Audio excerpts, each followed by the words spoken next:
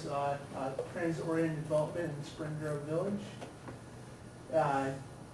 And I'll just talk about some of the case studies I looked at to determine the feasibility and some of the elements that make up really successful transit-oriented development. And right up here is a case study of Mockingbird Station in Dallas, Texas. And it's along the Dallas area rapid transit system, which is 52 miles of light rail. And it's recently expanded, and ridership has dramatically increased. And this particular development is a mixed-use development with residential uses along with retail in the transit station, along with office space. And this development has been very successful. They're considering expanding it, and it really is similar to our location in Spring Grove Village because and there is a rail line close to it where the light rail comes in. In addition, there is several major arterial streets, including Mockingbird Avenue, and also a major interstate close by. And that kind of parallels the location of in this piece of land in Spring Grove Village, close to I-75 and Mitchell Avenue. And the second case study is Town Center at Renko Station, Oregon. And I really liked this because it was just the facade design was something that I felt was really appealing and would work well in our area because there's very dense street facades, and also the design is very contiguous, and there's ample pedestrian and retail options at ground level. And it's near Hillsboro, Oregon, and it's designed to have residential on the upper floors and retail uses on the ground floor.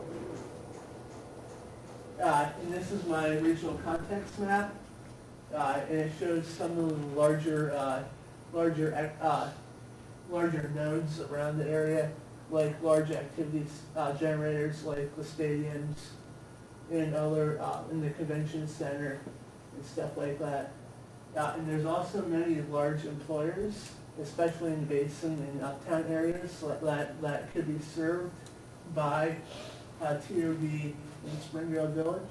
And these include the hospitals, the major financial centers downtown, as well as some of the city and county offices.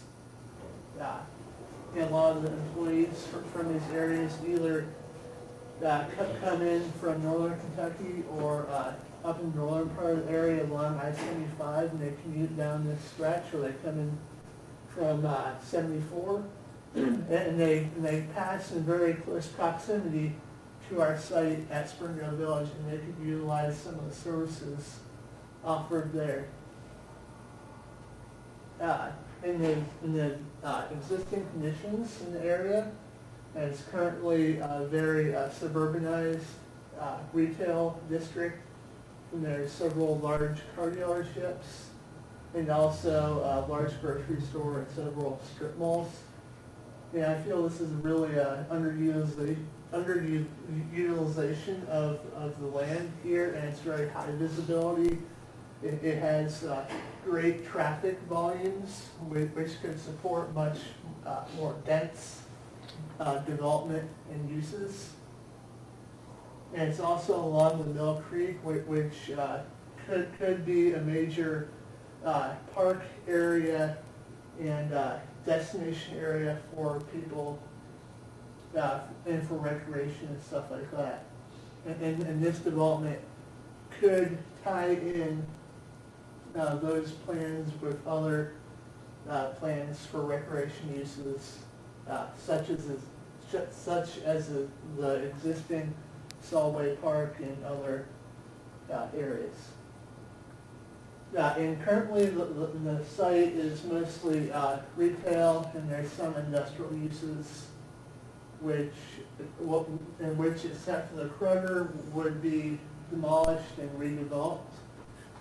And this is my site plan. It shows a variety of mixed-use buildings, office uses, hotel uses, as well as residential. And I feel this would really stabilize in the community and bring in possible economic development which would extend up Mitchell Avenue and bring more people into the community. And I was trying to create a dense pedestrian environment along Mitchell Avenue, and while still allowing the traffic flow, because it's a very highly trafficked area.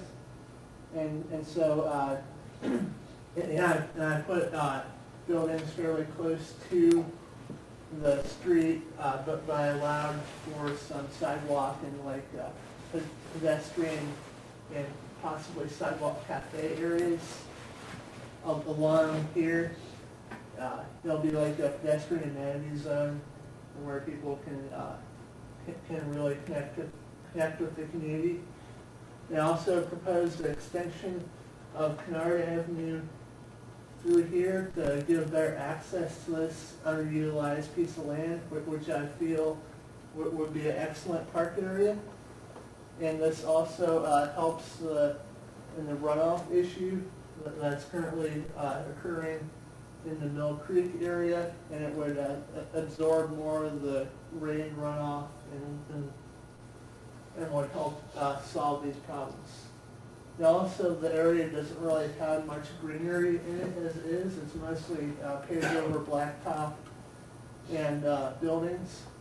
And so I proposed a number of trees with walking trails and possibly bike trails in the area.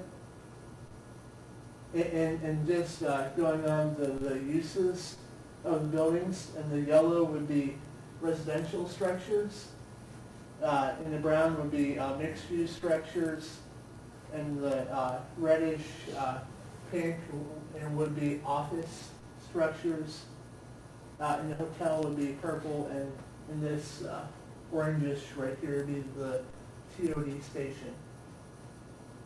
And the gray would be parking structures, because I didn't want to include too much surface parking, and because that would turn the whole area into a vast expanse of parking.